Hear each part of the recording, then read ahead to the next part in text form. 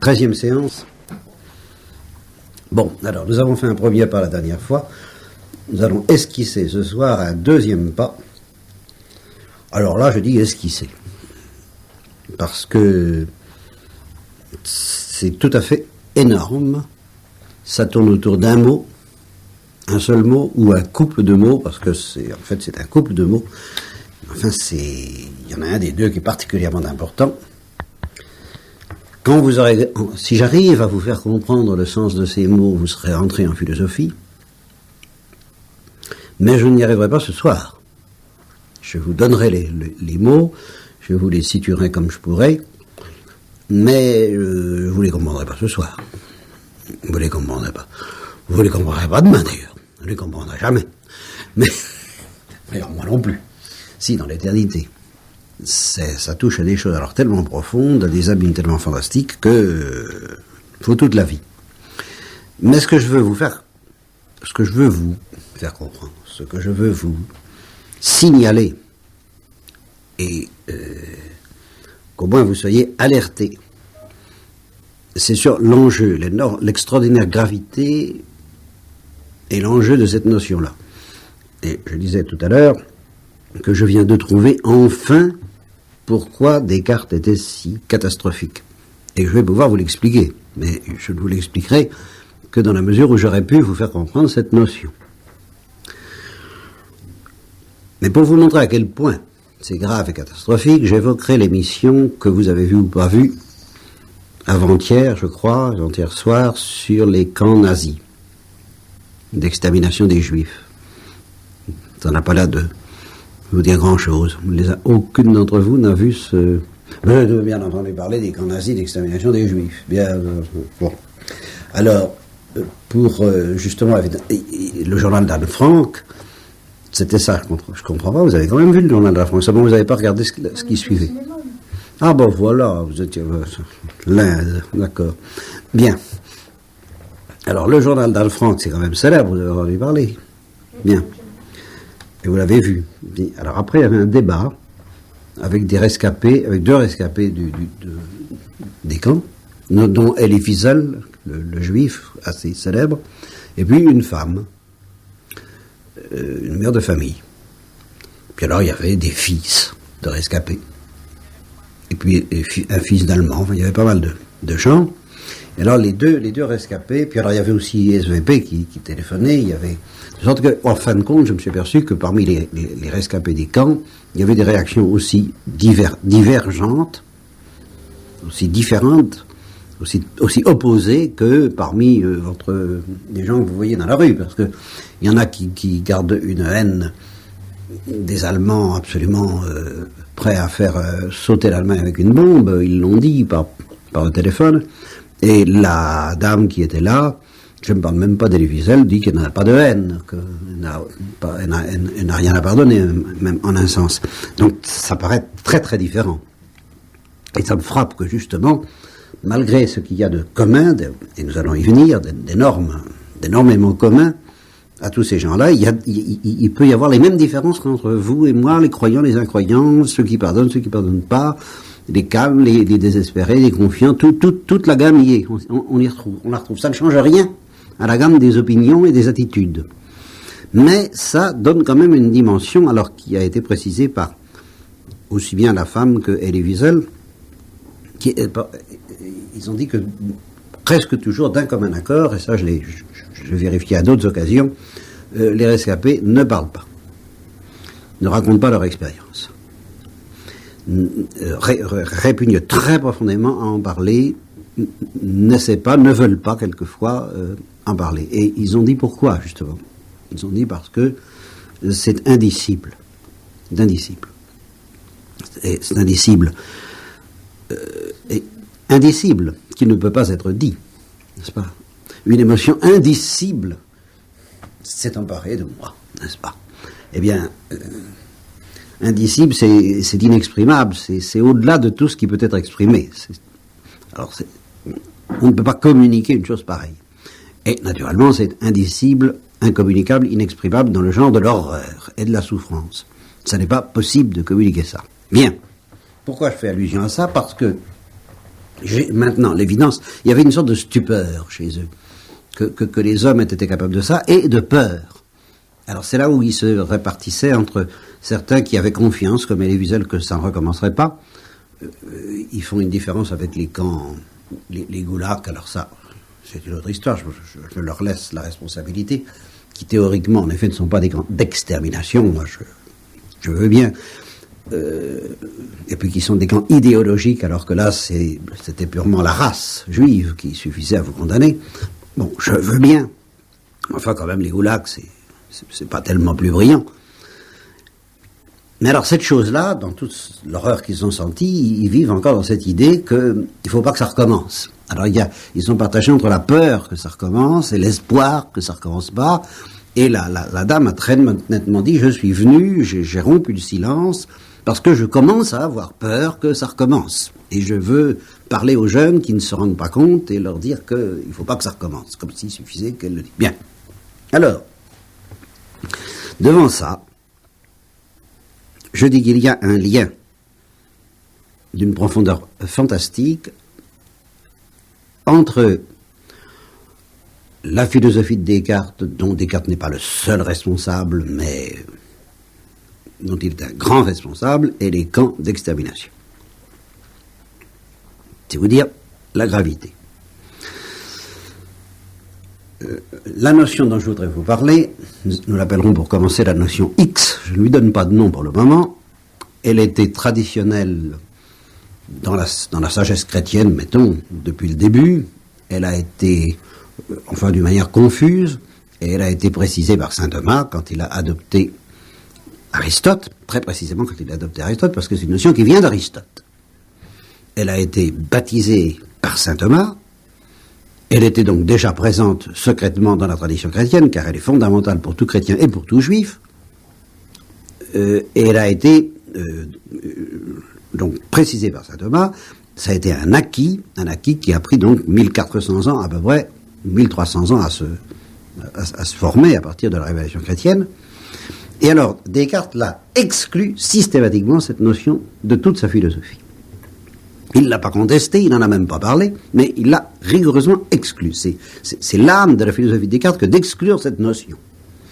Et alors, cette notion que j'appelle toujours la notion X, n'est-ce pas? Et alors, et c'est pas la notion de Dieu, puisque Descartes commence sa philosophie par la démonstration de l'existence de Dieu. Sa démonstration à lui de l'existence de Dieu. Donc, c'est pas la question de Dieu, hein, c'est pas ça. C'est une autre notion, qui n'a l'air de rien. Alors, vraiment, on peut s'en passer, apparemment. Bien. Et alors, ce qui est terrible, c'est que, d'un côté, aucun philosophe ne l'a retrouvé. À partir du moment où elle a été exclue, tous les philosophes qui ont suivi Descartes ont ça de commun, qu'ils n'ont jamais retrouvé cette notion. Qu'ils soient chrétiens ou pas chrétiens, qu'ils soient marxistes ou capitalistes, ou tout ce que vous voudrez, ils ne l'ont pas retrouvé. Oui, Marie? Maritain aussi. Pardon? Maritain aussi. Ah pardon, oui, non, attention, j'exclus la tradition thomiste, mais justement la tradition thomiste, elle a brillé par son absence à partir de Descartes. Il y a le dernier des grands thomistes, était contemporain de Descartes, il vivait au Portugal, il s'appelait Jean de Saint-Thomas. C'est un très très grand métaphysicien, un très grand théologien, le plus grand peut-être après saint Thomas, on l'a appelé le docteur profond, et c'est le maître direct de Maritain, après saint Thomas lui-même.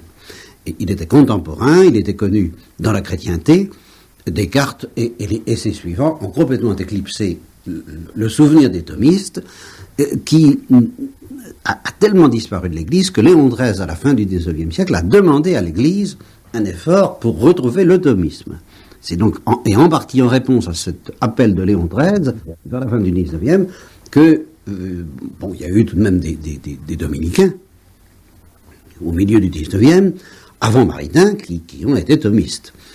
Et ce sont ces dominicains, en particulier le père Clérissac, par exemple, qui ont accueilli Maritain au moment où il s'est converti. Bien, donc ça existait sous forme de dominicains qui étaient d'illustres inconnus au début du XXe siècle. Ce qu'il y a eu d'extraordinaire dans Maritain, c'est que c'est devenu une gloire nationale et chrétienne. Alors là, c'est le phénomène d'exception. Naturellement, Maritain n'est pas un disciple de Descartes de quelque manière que ce soit, tandis que tous les autres philosophes se rattachent à Descartes, par un bout ou par l'autre, ne serait-ce que par aversion. Par exemple, Kierkegaard, parmi les existentialistes ou des gens comme ça, ils rejettent le cartésianisme, mais bon. Donc tous les philosophes, mis à part bien entendu les thomistes, qui n'avaient pas la cote, qui l'ont eu quelques années grâce à Maritain, puis qui l'ont de nouveau perdu, mais les thomistes existent toujours, je vis et je ne suis pas le seul, mais la société, elle n'en bénéficie pas, ou pratiquement pas. La société, celle de vos études, est tributaire d'une culture où vous avez affaire, je mets Blaise Pascal tout à fait à part, il n'est ni thomiste ni pas thomiste, lui, mais il n'est pas cartésien, c'est évident. Mais alors toute la culture dont vous vivez ignore donc cette notion énorme qui constitue l'âme de toute la philosophie thomiste, de toute la philosophie que je voudrais vous enseigner, et qui vient d'Aristote, et qui cependant, si on la perd, eh bien on a droit au camp de concentration. Voilà. Pourquoi ? Parce que c'est une notion qui est étroitement liée au drame spirituel que vous connaîtrez tous les trois, que nous connaissons tous, l'orgueil et l'humilité. Disons que cette notion, c'est la notion qui est le fondement intellectuel de l'humilité.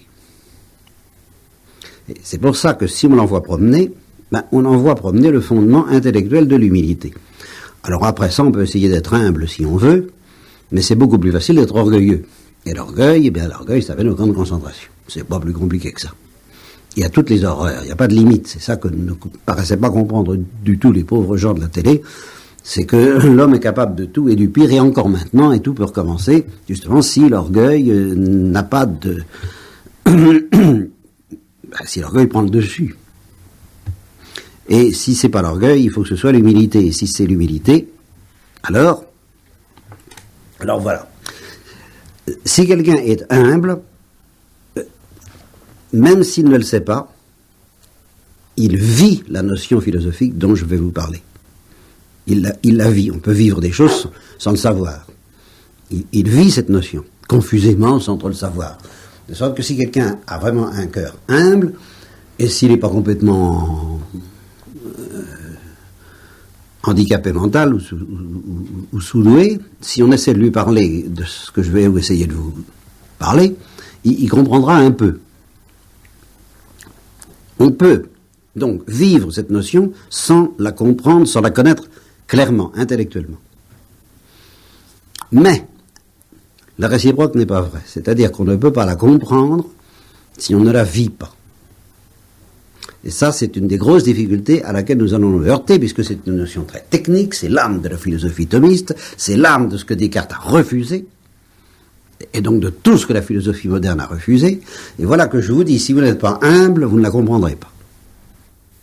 Vous voyez bien la différence avec les choses qu'on dit d'habitude, par exemple sur la chasteté, la docilité, l'obéissance, toutes ces choses-là. On va dire, vous pouvez très bien savoir ce que c'est, mais très bien connaître, comprendre ce que c'est que telle et telle vertu, ça suffit pas pour la vivre.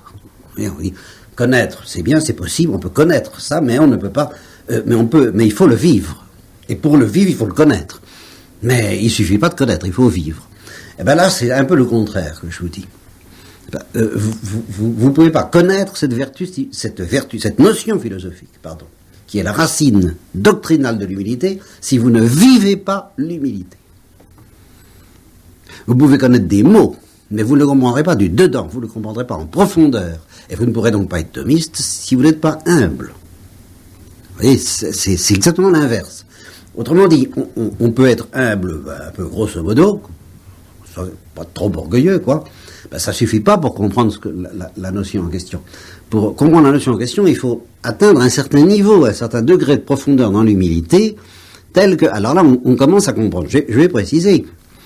Bien, alors maintenant, je donne le mot. Oui, c'est donc la notion qui caractérise la créature en face du créateur. Voilà pourquoi c'est celle qui va faire la différence entre la créature et le créateur. Et ça s'appelle la potentialité. Voilà le gros mot. La potentialité. Et alors, comme je vous dis, c'est un couple de notions, ça s'oppose à l'actualité. En d'autres termes, parce que cette fois nous commençons, toute créature, même les anges, est une substance. Là, vous savez un petit peu ce que je veux dire. Substance, faculté, substance et accident. Et à 3 étages pour les accidents, la faculté, l'habitus et l'acte. L'opération. Attention, l'opération, je ne dis pas l'acte. Parce que justement, faites très attention que là, j'ai employé le mot acte dans un autre sens qui ne veut pas dire du tout opération. Alors, précisons bien notre vocabulaire. La dernière fois, j'ai parlé de substance, faculté, habitus et opération ou activité ou action. Là, je vais vous parler d'un autre couple qui s'appelle puissance et acte. Vous voyez ? Mais l'acte, c'est pas une opération. Alors, je reconnais que c'est un petit peu aride et difficile. Pour le moment, vous ne pouvez pas vous y reconnaître. Vous êtes un peu noyé, mais ça, vous inquiétez pas. Nous ne quitterons pas ce terrain de l'acte et de la puissance et de la potentialité et de l'actualité sans avoir vérifié que vous avez au moins entrevu quelque chose. Donc, toute créature est composée de puissance et d'acte. Mais l'acte, ça ne désigne pas une opération. Hein. Ça désigne autre chose que j'essaierai de vous expliquer.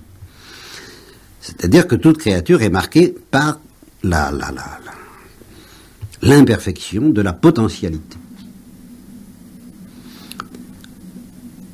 Toutes les substances, même les anges, sont composées de puissance et d'acte. Et alors ça, c'est à tous les niveaux, même au niveau de la substance. C'est pas au niveau des opérations que je parle pour le moment. Même au niveau de la substance des anges, sans parler des accidents, est composée de puissance et d'acte. Vous n'y comprenez rien, ça n'a pas d'importance, apprenez les mots, après je vous les expliquerai. Parce que je tiens à dire d'abord, avant même de vous expliquer, que, à justement la différence de toutes les créatures, Dieu est le seul être qui ne soit pas composé de puissance et d'acte, et alors on dit que Dieu est l'acte pur. Et l'humilité, ça consiste précisément à se reconnaître marqué par la potentialité. Pardon, Claire ? Oui, alors on recommence à quel moment ? Dieu est le seul être qui c'est l'acte pur. Voilà, il n'est pas composé de puissance et d'acte. Alors on dit que c'est l'acte pur. Et le fondement intellectuel de l'humilité, c'est ça. C'est pas de dire qu'on est pécheur, ça c'est un accident. Les bons anges n'ont jamais péché. Et cependant, ils sont humbles. Pourquoi ? Qu'est-ce que ça veut dire, ils sont humbles ? Parce que ils sentent, ils savent, ils reconnaissent qu'ils sont marqués par la potentialité. Et que Dieu est acte pur. Et ça suffit pour qu'ils soient très humbles, complètement à plat ventre. Oui. Alors Dieu n'est pas marqué par la potentialité. Ah non. Ça, c'est vraiment... Alors là, la définition même de Dieu. Autant qu'on peut le définir sur la terre. Qu'est-ce que je voulais vous dire encore avant de vous expliquer un peu ce que c'est que la potentialité, une toute petite première, mais il me semble que j'ai à peu près dit. La puissance et puis la potentialité, c'est pareil ? La potentialité, c'est le caractère de ce qui est en puissance, et l'actualité, c'est le caractère de ce qui est en acte. Voilà. Et l'acte pur ou l'actualité pure, c'est la même chose, pratiquement. Bon. Alors, maintenant, je vais essayer de vous expliquer ce que c'est que la potentialité. Et là, on va passer à des exemples très bêtes. Voilà. Vous faites un camp scout ou guide, c'est la nuit, je suppose qu'il n'y a pas de lune, et je suppose qu'il n'y a pas non plus cette obscure clarté qui tombe des étoiles. N'est-ce pas que vous connaissez ? C'est de qui, ça ? Qui est-ce qui va me dire de qui c'est ? Cette obscure clarté. Ah non, c'est pas de Mallarmé, c'est beaucoup plus ancien que Mallarmé. Ça fait Mallarmé, mais c'est pas Mallarmé du tout. On n'y penserait pas. C'est de Corneille et c'est dans le Cid. Bon. C'est comme ça. Bon. Alors je suppose que c'est la nuit noire. La nuit noire. Hein ? Bon. Alors il y a des arbres, il y a tout, il y a la terre, quoi, mais il n'y a pas de verre luisant, il y a rien. Il n'y a pas une seule lumière. Ni les étoiles, ni la lune, ni aucune loupiote artificielle et animale, rien. L'obscurité totale. Bon. Et puis, petit à petit, l'aube se lève, le soleil arrive. Vous voyez ? Bien. Alors, en plein milieu de la nuit, au plus profond de la nuit, les arbres qui vous entourent et vous-même, vous avez il y a quelque chose dans votre être qui n'est absolument rien, à première vue. Il y a votre être, évidemment, il y a ce que vous êtes. Mais du point de vue de la lumière, du point de vue de la couleur, du point de vue de la lumière, est-ce qu'il n'y a rien? Voilà la question que je vous pose. Je prends la nuit totale. Hein? La nuit. Il y a rien. Bah, j'ai quelque chose la nuit. Oui, mais il n'y a pas de lumière. Ah oui, mais les arbres ils sont là, même si on ne les voit pas. Ah oui, mais du point de vue de la lumière, ça se définit par l'absence. L'œil, il s'habitue. Oui, et alors à ce moment-là, il voit. Mais alors, c'est une lumière qui vient de l'œil. Je me mets dans l'hypothèse d'une obscurité absolue. Absolue, sans aucune faille. Alors, il y a les arbres, il y a les chiens, il y a les animaux, donc je suppose qu'il n'y a aucune source lumineuse. Voilà, c'est ce que je vous demande de m'accorder. C'est une limite, parce qu'en fait, il y en a toujours des sources lumineuses, mais on peut imaginer qu'il n'y en ait plus du tout. Qu'est-ce qu'il y a, Marie? Qu'est-ce que t'as dit à Marie, non? Hein? Qu'est-ce que t'as dit, non? Dans ces cas-là, il faut se mettre dans une chambre et ça marche mieux. Alors, si vous voulez dans une chambre... Non, mais parce que dehors... Si vous voulez dans une chambre, c'est plus facile. C'est plus facile. Ça peut une chambre noire, comme on dit. Bon, pourquoi pas. Hein, moi, je veux bien. Hein, vous pouvez imaginer ça. Ben, dans une chambre noire, il y a des objets. Il y a tous les objets qui sont là. On pourrait, en bouchant complètement les fenêtres, on pourrait en faire une chambre noire. Et tous les objets seraient là. Bon, il y aurait le lit, il y aurait le piano. Bien. Alors, je dis, du point de vue de la lumière, du point de vue de la... Qu'est-ce qu'il y aurait? Voilà. Bon. Eh bien, c'est ça que je vais essayer de vous faire comprendre, c'est que du point de vue même de la lumière, il n'y a pas tout à fait rien. Il y a quelque chose qui n'a l'air de rien, mais qui n'est pas rien, et qui est justement la potentialité. À savoir que tous ces objets ne sont pas éclairés, c'est évident, aucun objet n'est éclairé. C'est l'hypothèse que je place. Mais ils sont éclairables. C'est-à-dire que si la lumière arrive, alors ils sont éclairés. On dit évidemment, oui, mais c'est pas toujours le cas. Par exemple, les physiciens parlent d'un trou noir, mais un trou noir n'est pas éclairable. Même si la lumière arrive, le trou noir l'absorbe et il ne renvoie rien du tout. Donc, il y a quelque chose qui s'appelle la potentialité et qui n'est pas complètement du néant, c'est la capacité de recevoir la lumière. Et c'est le mot-clé dans cette histoire, c'est recevoir. Et voilà pourquoi c'est très important et que c'est lié à la spiritualité. Quand vous demandez quelque chose à Dieu, vous lui demandez de recevoir. Vous vous présentez comme étant en potentialité à l'égard de l'aumône. Le pauvre, le mendiant, c'est celui qui n'a pas un sou. Il n'a vraiment pas un sou. Mais il a la capacité de recevoir ce que va lui donner le riche. C'est pas rien. C'est pas du non-être absolu. C'est quelque chose... Mais c'est ça qui est venu la pauvreté, la potentialité ou la pauvreté, c'est pareil. C'est la capacité, c'est le vide, mais le vide qui pourrait être rempli. Or, c'est une capacité qu'on n'offre pas toujours. Parce que je vous ai présenté l'exemple des corps, ben, je vous ai dit, tous les corps ne sont pas lumineux, par exemple, les trous noirs ne sont pas éclairables. Je pourrais vous présenter d'autres cas, par exemple. Quelqu'un qui ne connaît pas un mot de chinois. C'est votre cas, c'est le mien. Mais vous pourriez apprendre le chinois. Bon. Donc vous êtes chinoisable. Je ne sais pas si vous voyez ce que je veux dire. Vous êtes capable de devenir chinoise au point de vue de la langue. Il y a cette capacité en vous. Mais si vous essayez d'apprendre le chinois, je ne parle pas de moi, mais à Fiston, n'est-ce pas, ou à monsieur, il n'y a pas, ben oui, mais voilà, il n'y a pas la potentialité. Mais Fiston n'est pas en puissance à apprendre le chinois. Tandis que Claire, ou même Manu, ou même Michel, sont en puissance, éventuellement, à apprendre le chinois. Cette puissance ne sera probablement jamais actualisée. Vous voyez ce que veut dire l'acte? Mais elle est là, c'est pas du néant pur et simple.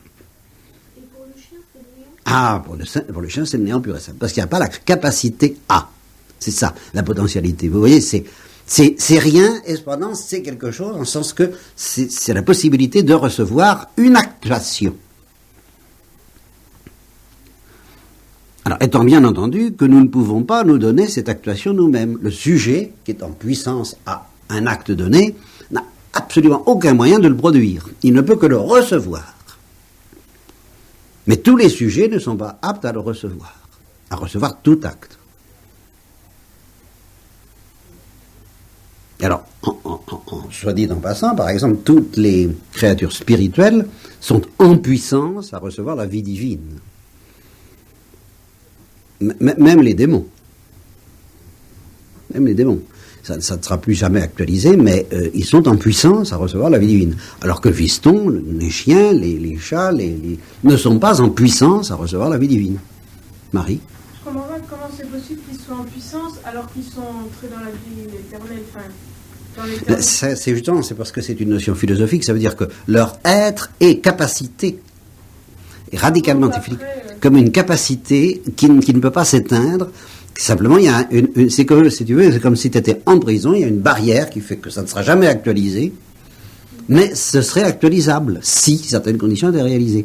Tandis qu'un chien, non. Il n'y a rien à actualiser dans le sens de la vie divine, ça, il n'y a pas question. Vous voyez un petit peu, vous commencez à entrevoir un peu ce que c'est que la potentialité. Bon. Alors, sachez que, par exemple, pour exister, et c'est pour ça que les anges sont composés de puissance et d'actes, c'est que pour exister, il faut qu'à tout instant nous recevions l'existence. Simplement, je ne parle pas pour apprendre le chinois ou pour vivre la vie divine ou pour être éclairé, mais pour exister purement et simplement, il faut que nous recevions l'existence.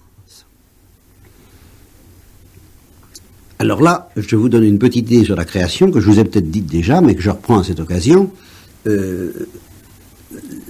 Quand vous fabriquez quelque chose, un objet quelconque, une peinture, vous la faites, et puis une fois qu'elle est faite, vous la mettez là, puis c'est fini, vous ne vous en occupez pas, elle existe, vous l'avez fabriquée, elle existe, vous lui avez donné l'existence. Enfin, en réalité, justement, vous ne lui avez pas donné l'existence, vous l'avez façonnée. Et une fois que c'est fait, vous vous en occupez plus, elle existe. Quand les parents engendrent un enfant, bon, il faut ce qu'il faut pour ça, puis une fois que c'est fait, l'enfant existe, il peut avoir besoin d'eux pour être nourri, pour être éduqué, mais pas pour exister.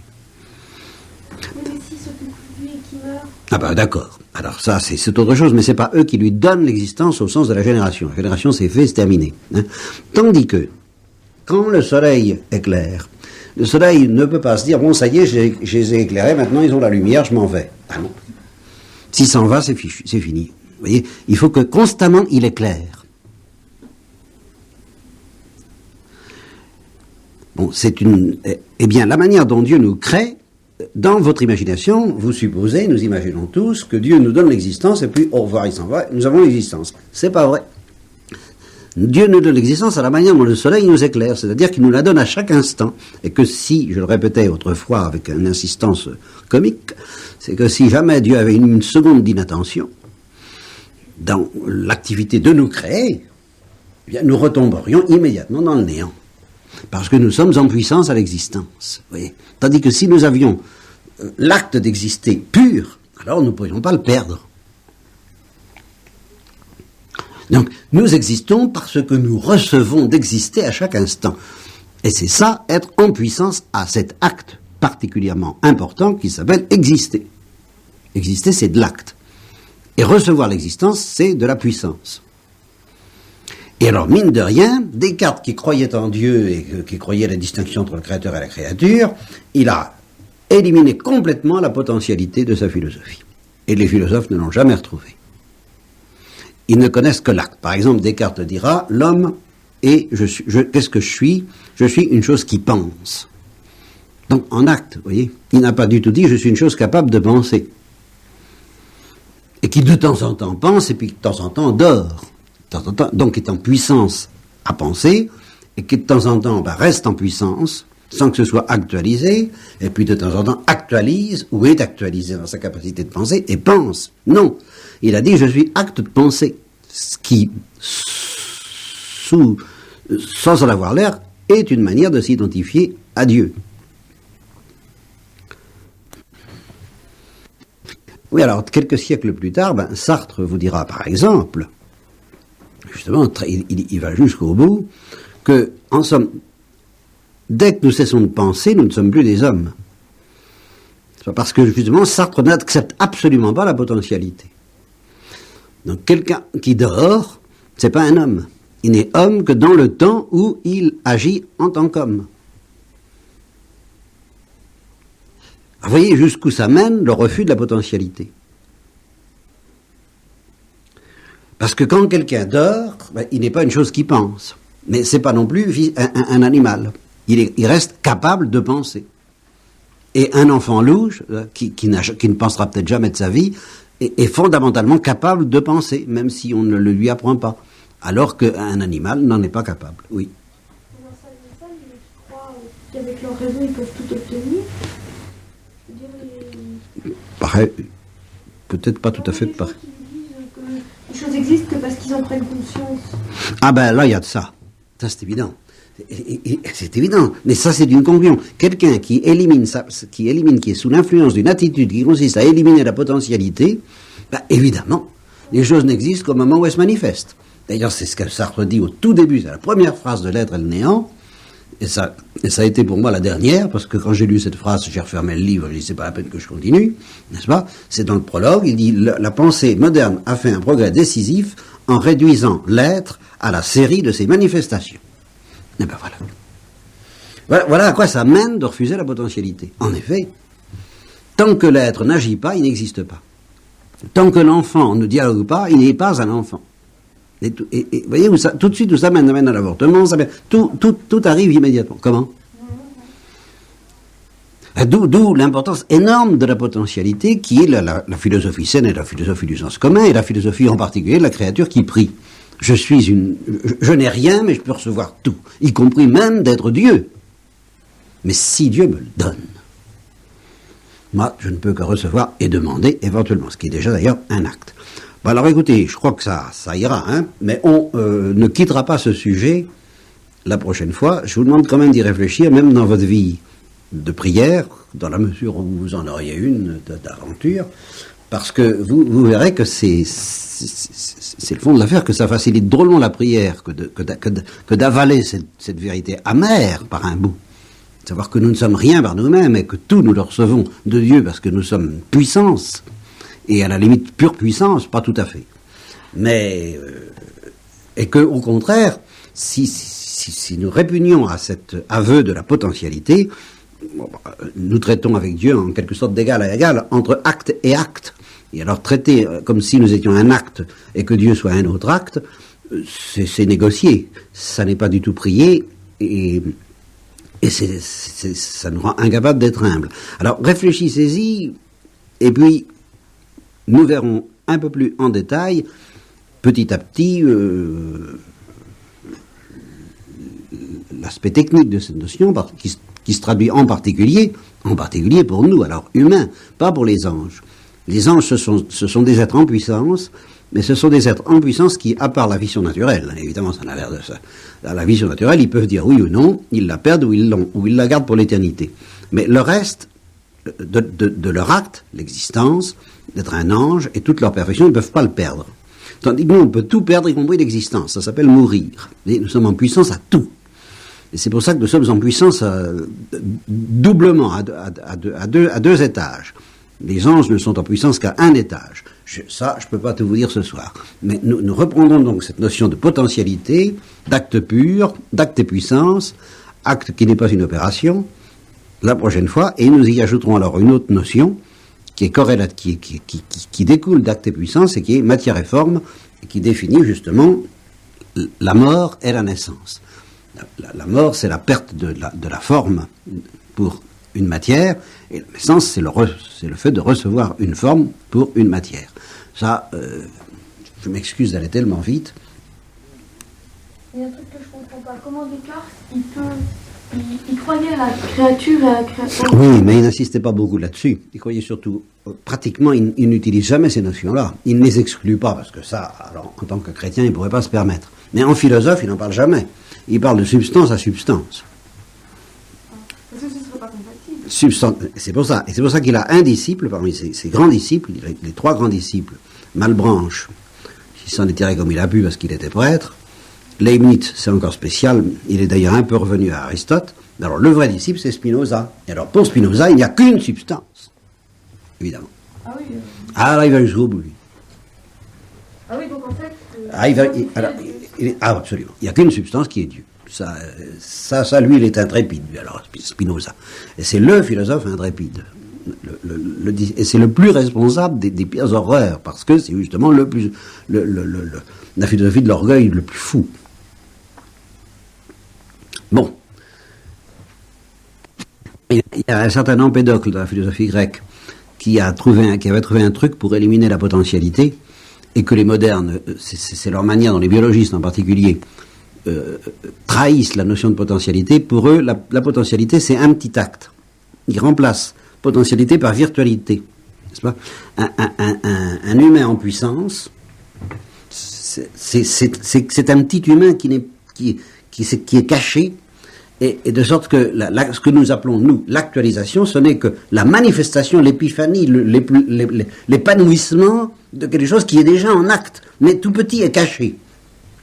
Et alors la matière, par exemple, est déjà en acte.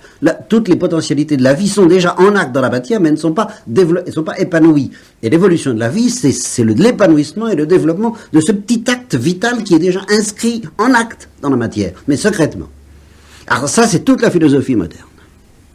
Tout au moins celle des savants. Virtuellement, la matière est déjà tout. Et puis, elle le devient progressivement. Alors pour le marxisme, pour Hegel, c'est ça. Alors là, c'est le développement de quelque chose qui est déjà là en acte, mais qui n'est pas encore complètement développé.